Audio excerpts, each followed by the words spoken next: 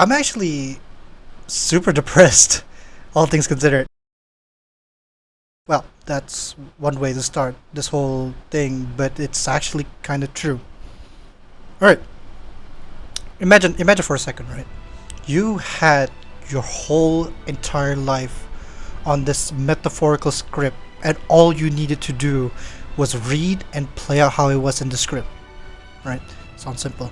And surprise, surprise, you actually ended up liking the script and dedicated your career, or basically your life, to it. Alright? And life was great. And then suddenly that script just got taken away all at once in seemingly a blink of an eye, or not even a heartbeat, or like a snap. Right? You lost your way. You lost your script that you were ever so comfortable with it. And you lost your drive and motivation in life. Because I know I had.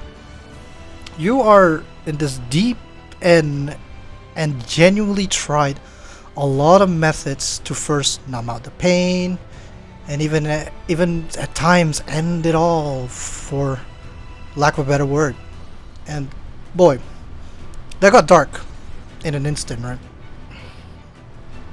And let me clear up the air by saying no, I don't mean clinically depressed where I have to take meds and such, though that is also up for debate at this point. But I have been in a rut for most of my life, especially in a specific time frame may or may not have anything to do with the world-changing virus that kind of plagued the entire world at some point, right? Anyways, back to what I was saying. Right, I've been to dark places, and I've tried to even go to darker places, and I'm talking right now, so well, obviously it failed, right? And aside from actually failing and not wanting to try again anytime soon, maybe. But what kept me hanging on, or some people would ask, like, what kept you going? Okay, what kept you hanging? At least, if it's not a completely happy life, what's at least keeping you tethered, so to speak? For me, at least, what made me say life is not as bad as it's being played out, right? And here, I'll take you back to a bit of a memory lane for me, right? And when I look back to it, I was in the middle of watching and gushing over the Fate series. So in Fate, or specific Fate Grand Order Babylonia Absolute Demonic Front, was filled with heroes across all ages, ranging from smart and benevolent kings like Gilgamesh, which is the king of heroes, to and heroic spirits, right? They are called heroic spirits, they are called heroes of time, histories, and such like that, and warriors like Leonidas, Uchiwakamaru. And later on, we get characters like Hassan Isabah, which is Fate fandom will call him Gramps, Quetzalcoatl, and seeing them fight against all odds of world-ending catastrophes tirelessly. And in Gilgamesh's case, he knew he couldn't beat the big bad and save Uruk. He still tried, gathered all the heroic spirits, called in Merlin, the Merlin from Arthurian lore, which is canonically one of the smartest and wisest characters in the show and in the series, and being a grand caster himself next to Solomon, which is the smartest man alive, man in history, in the show at least. They did beat Tiamat. They did beat the big bad, but at the cost of Uruk. He still did it. And the other hero giving it their all when they performed their noble phantasm was like this beacon, like light shined into me to hold on to something and just fight back. It's like watching a war general, or like watching your buddy like giving his all, you kind of feeling, because you know these characters. You when you watch Fate, when you watch at least the Babylonian one, you watch them like fight with you side by side, and if you play the game, that feeling becomes more apparent, because you are literally fighting with them. They are talking to you, the main character. You are the player when they address stuff like this, right? I'm getting ahead of myself, right? The one that in the show, the one that got me tear up still has to be, and while I was writing this, I was crying my eyes out because God, I had to rewatch it. It was when Leonidas, well, first of all, it's when Leonidas was buying time for Uchiwakamaru to recover, arriving in the fight, knowing that he will die, he will lose, he doesn't stand a chance against the threat that he was about to face. And my god, the animators did it in the most badass way possible. Right? He basically recreated the Battle of Thermopylae and basically told at the time the big bad Tiamat, or no spoilers, shouted like Molon Rabbit, which was in history, at least, or the records, it was said to Xerxes. Xerxes is this like tyrant king that wanted to basically like screw over Sparta. So basically Leonidas said, come take it, basically saying fuck you, and at an act of defiance. And the animators did such an amazing job at hyping up what's basically right. Like Leonidas looks so badass, but he's a 2-star. He's like the thing that you hate looking at when you pull for something in a gacha game. That's what he is. That's what the show did. The show made a bloody 2-star, this epic badass character who stood against what is basically a 4-star with a 4-star, right? He called up his armies. He had this whole entire shield, which is the 300, the signature 300 like phalanx shield, like defense formation. I can't bring it up on top of my head. This is off script. And then when he beat, he got killed. He got stoned. He got not thrown stone. He turned to stone. That was when Ushi Wakamaru came in.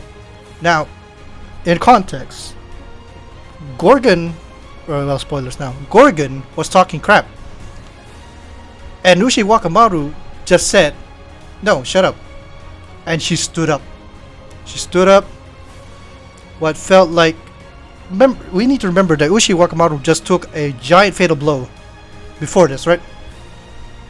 And she gave out this speech about being a hero, being the what's called heroic spirits, and the duty that comes with it. To basically lose everything is what it means to be a hero, which, using her whole strength, what's left in a powerful attack, to land a fatal blow on Gorgon, right? A giant hole. When you see that scene, her screams, her speech, and basically, if you look, like when you saw she tried to attack, her sword was slowly turning to stone along with her fighting against it. You can feel all of that, and it feels like, oh, this is against all odds, but she's tried to stand up. And I don't know, I'm not an army guy. I've never been to a war, but if you saw something like that, if you're a foot soldier, if you see your leader or your commander does that, you can't help but be moved. It's a morale boost. And that scene meant so much to me, and I would watch it, right, every time I feel down or sad. Because for someone who has anxiety and pretty much depressed as all hell, life, waking up and just going through the motions, like just doing the bare minimum, right?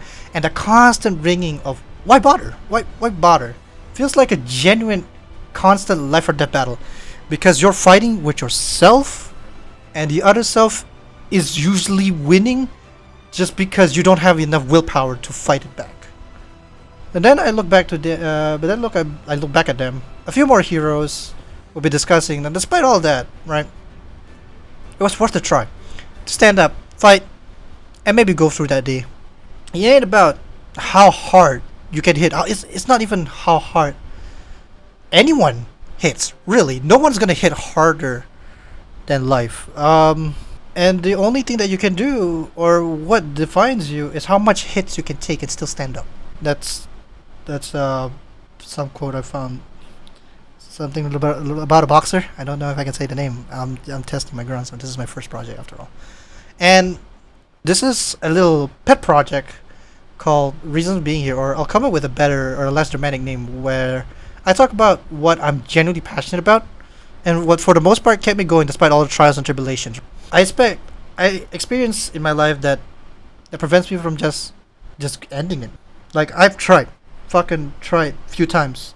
High school, college, didn't work. And so here's like what's left of what I can say that okay, you know what, maybe life's worth going a bit by bit.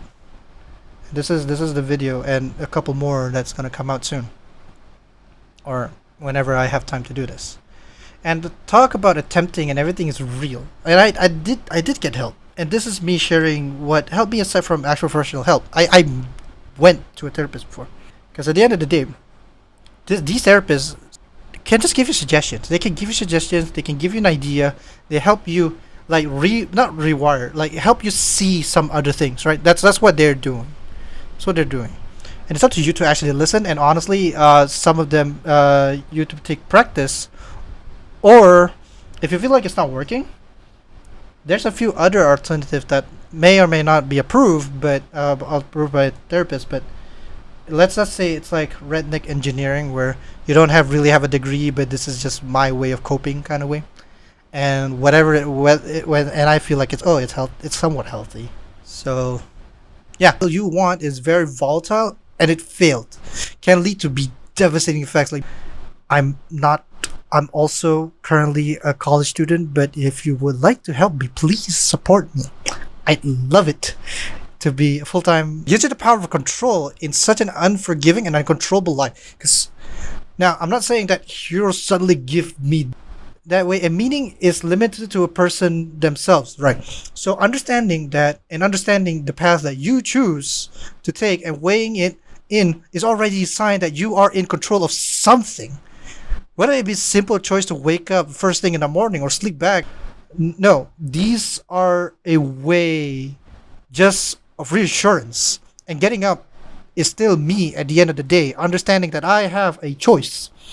And once I start to see my choices, that power came back. And these things I talk about are just what supplements me in a way.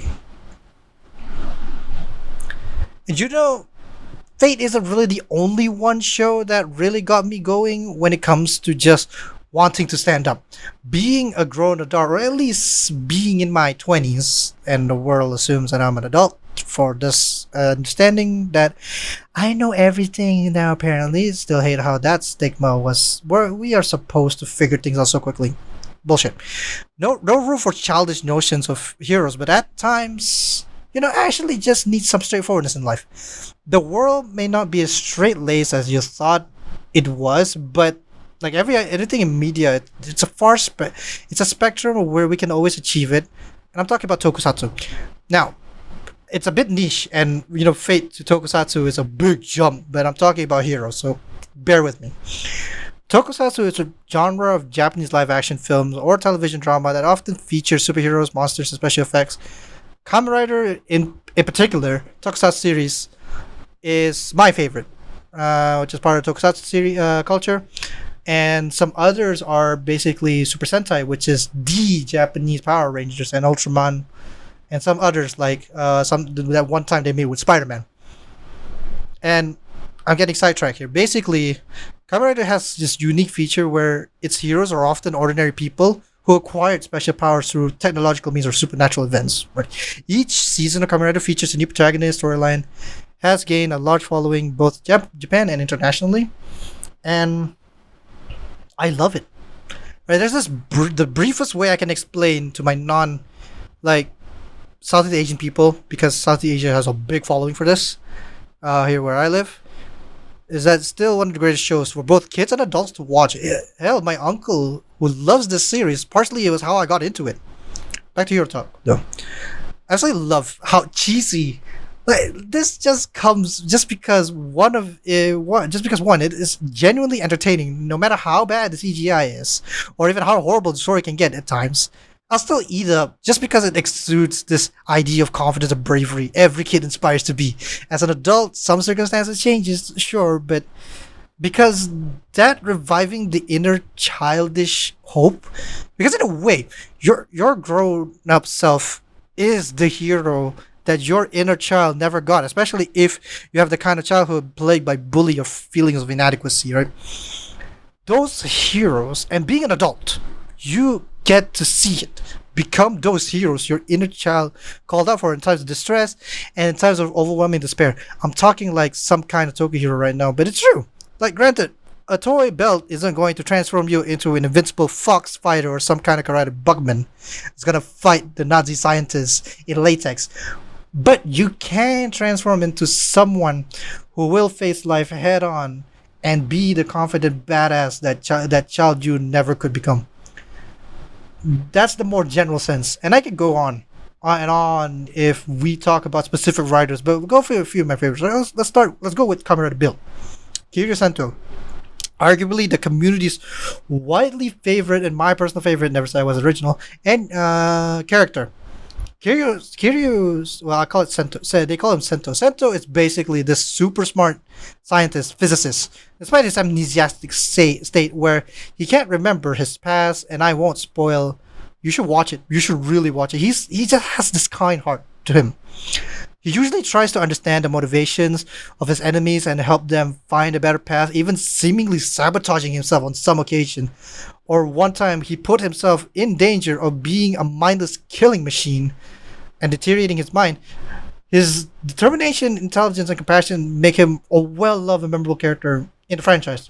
Like, I still to this day strive to be something close to him in a sense where I desperately want to see the good in people. Oftentimes I find the best solution. Oftentimes I want to find the best solution to many things in life where all parties can walk away with something decent. Especially his speech about how humanity is worth saving despite they are the cause of destruction, and so that logic and heart can coexist basically. And then there's Revice, which is basically a story about family bonds and how strong it can be. Wizard is literally bashing you on the skull about not losing hope and not giving into despair, and using those despair, and whoever overcomes despair can be more powerful than ever. It'd be great though if I could turn my despair and make it into my power and then turn it into this gem face hero, to be honest. And then there's Kamen Rider Seba, talks about why having imagination and why stories of all is actually a good idea. It's what bonds people together and what like teaches kids and everything. Remember, this is still a kid show. The list goes on, and I highly recommend you guys to check it out. Unfortunately, the shows aren't out for legal consumption outside of Japan, mainly for streaming. There's Blu-ray outside of Japan, and I'm not saying you should pirate it, but all I'm saying is that you would be missing out on something cool, some cool fight scenes and some Sailor Moon transformation if you don't watch it. And it's just out there ripe to just be looked for. Just Google it. It's also odd to jump from Fate to Toku, but believe me, these are the kinds of heroes I hold near and dear to my heart, and to some degree it doesn't need to be related, but what ties it is the fact that these are heroes I childishly look up to, but with an adult's retrospective and understanding of the world. And even then, to say I'm an adult is an overstatement, since I'm only in my 20s. Life's still wide, yet so unknown, and I have no other choice but to power it through, and these heroes are in a way extensions of what I hold as some kind of standard of what it means to be a good person or just to face adversity. To be swept means to be swallowed by the harsh reality of the world and proving that the world is bitter and cold. It is. At the face value, it is cruel and bitter. I personally want to say that it doesn't have to be. Heroes might not come with capes, it might not even come with a red scarf doing funny poses, but you can always be your own hero. Fight off the villain called life. To those who are stuck, to those who are trapped in a dark place, hope will always be there, and when you find it, grasp it tightly. I know I had to do that. And I don't even know if I'm out of the tunnel yet. But I can always believe in it. Because just remember, keep pushing on and follow your heart. When the world seems cold, remember who you are, and think for a second that the people you look up to would do. What would the people you look up to would do in this situation? Help me out, and I hope it'll help you out as well. Thank you for listening and tuning in. I'll see you anytime when I see you.